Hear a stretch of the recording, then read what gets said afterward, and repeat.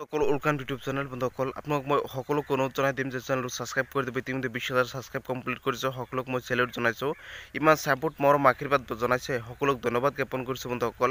20,000 subscribe complete কৰি দিয়াৰ বাবে সকলোক ধন্যবাদ জ্ঞাপন কৰিছোঁ। আৰু আপোনালোকে মোক আগন্তুক দিনত সকলোৱে ছাপোৰ্ট কৰিব আৰু সকলো আপডেট সকলো খবৰ মোৰ চেনেলৰ পৰা পাই থাকিব। সকলোক মই অনুৰোধ জনাই দিম যে চেনেলটো ছাবস্ক্ৰাইব কৰি দিছে আৰু যদি ছাবস্ক্ৰাইব কৰা নাই ছাবস্ক্ৰাইব কৰি দিব বন্ধুসকল। সকলোক মই নিজৰ দাদা ৱাইটি বুলি চেনেলটো ছাবস্ক্ৰাইব কৰিবলৈ অনুৰোধ জনাইছোঁ, কাৰণ অসম চৰকাৰৰ প্ৰতিটো খবৰ প্ৰতিটো আপডেট মোৰ চেনেলৰ পৰা পাব।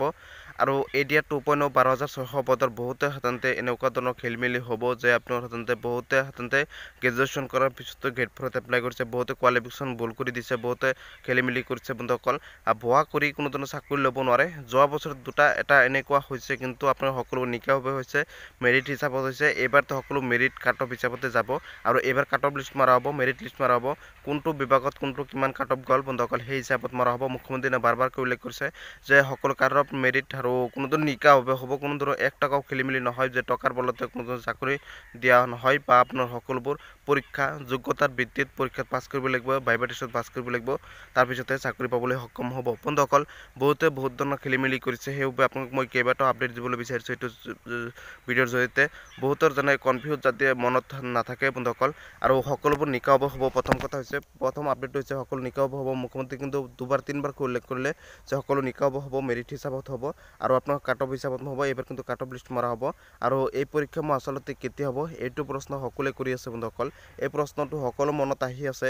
অসম পুলিচ মুখ্যমন্ত্ৰী ডাঙৰীয়াই এবাৰ কৈ সাধাৰণতে অসম পুলিচৰ ওপৰত যে 5,563টা পদ আছিল, যি আঢ়াই মাহ আগতে, 3 মাহ মোটামুটি হোৱা নাই, আঢ়াই মাহ আগতেই এপ্লাই কমপ্লিট হৈ গৈছে। বহুত লাখ ল'ৰা ছোৱালীয়ে এপ্লাই কৰিছে, সকলোৱে ফিজিকেলৰ পৰা কষ্ট কৰিছিল, কিন্তু সকলোৱে এতিয়া বাদ দিছে।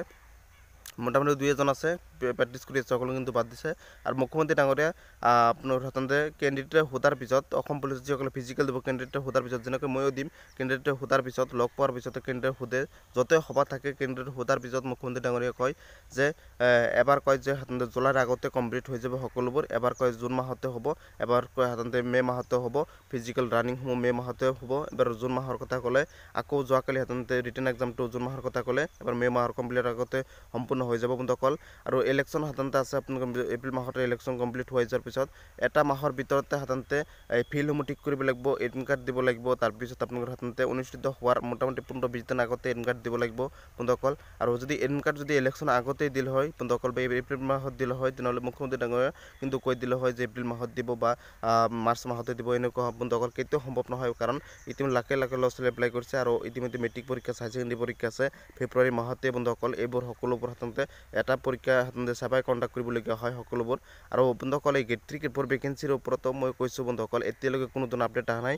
26 জানুৱাৰী তাৰিখলৈ অপেক্ষা কৰিব লাগিব, আৰু মোটামুটি আগষ্ট মাহৰ আগতে এই গেট 3 গেট 4 ভেকেঞ্চিত কোনো ধৰণৰ পৰীক্ষা অনুষ্ঠিত নহয় বন্ধুসকল। আৰু বহুতে গ্ৰেজুৱেশ্যন কৰিছে, যিসকলে গ্ৰেজুৱেশ্যন কৰিছে বন্ধুসকল, গ্ৰেজুৱেশ্যন কৰি আপুনি গেট 4ত এপ্লাই কৰিছে বন্ধুসকল। প্ৰথমখন নটিফিকেশ্যনতে উল্লেখ আছিল গেট 4ত, গেট 3ত এপ্লাই উল্লেখ আছিল যে গেট 3তে গেট 4 দুয়োটাতে উল্লেখ আছিল। প্ৰথমতে উল্লেখ আছিল যে দুইটা নটিফিকেশ্যন নোটিছ বেলেগ বেলেগ ওলাব, এডমিট কাৰ্ডৰ নোটিছ বেলেগ বেলেগ ওলাব। যেনেকৈ এতিয়া সাধাৰণতে শুদ্ধ কৰিবলৈ সকলোৱে সাধাৰণতে নোটিছ মৰা হৈছে, গেট 4ৰ নোটিছ মৰা হৈছে, গেট 3তো নোটিছ মৰা হৈছে, গেট 4তো নোটিছ মৰা হৈছে। এই দুইখন নোটিছ সাধাৰণতে ইতিমধ্যে দিয়া হৈছে, আৰু দুইখন নোটিছৰ জৰিয়তে ইতিমধ্যে 18 জানুৱাৰী তাৰিখলৈ আপোনালোকে সাধাৰণতে এই শুদ্ধ কৰিবলৈ অপশ্যনটো দিয়া হৈছে, শুদ্ধ কৰিবলৈ সকলো অপশ্যন দিয়া হৈছে।